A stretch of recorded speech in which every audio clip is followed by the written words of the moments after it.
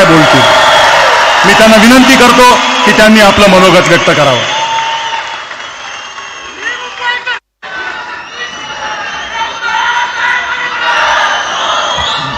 त्या बातम्या आहेत.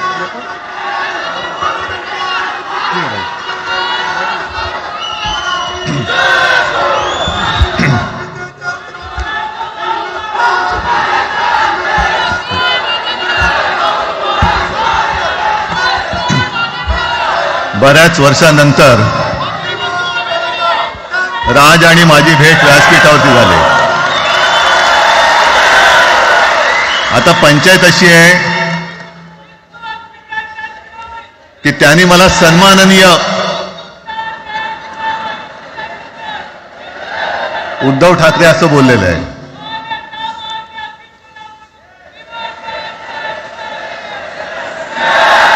ठीक आहे. आणि साहजिकच आहे की त्याचंही कर्तृत्व आपण सर्वांनी पाहिलेलं आहे.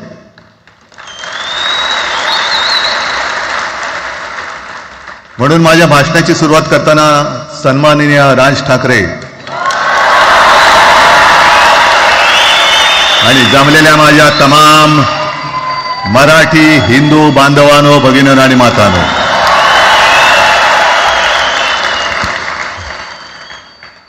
अप्रतिम मांडणी राजनी केलेली आहे. माझ्या भाषणाची काय आवश्यकता आहे असं मला वाटत नाही, कारण आजच्या कार्यक्रमाची घोषणा झाल्यानंतर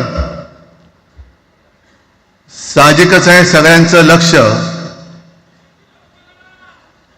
हे आज भाषणाकडे आहे. पण वैयक्तिक मला असं वाटतं की आज आमच्या भाषणांपेक्षा आमचं एकत्र दिसणं हे महत्वाचं आहे. सर्वप्रथम मी इकडे समोर सगळेजण बसलेत, ज्यांनी ज्यांनी मराठी भाषेसाठी पक्षभेद विसरून एक मराठी माणसाची वज्रमूठ दाखवली, त्या सगळ्यांना धन्यवाद देतोय. दीपक पवार पण त्याच्यात आहेत, सगळेच आहेत, मुणगेकर साहेब आहेत, सुप्रियाताई आहेत, सगळेच आहेत. कोणाकोणीची नाही. महादेवराव बसले. महादेवराव आपल्याला सुद्धा बऱ्याच वर्षांनी पाहिलं.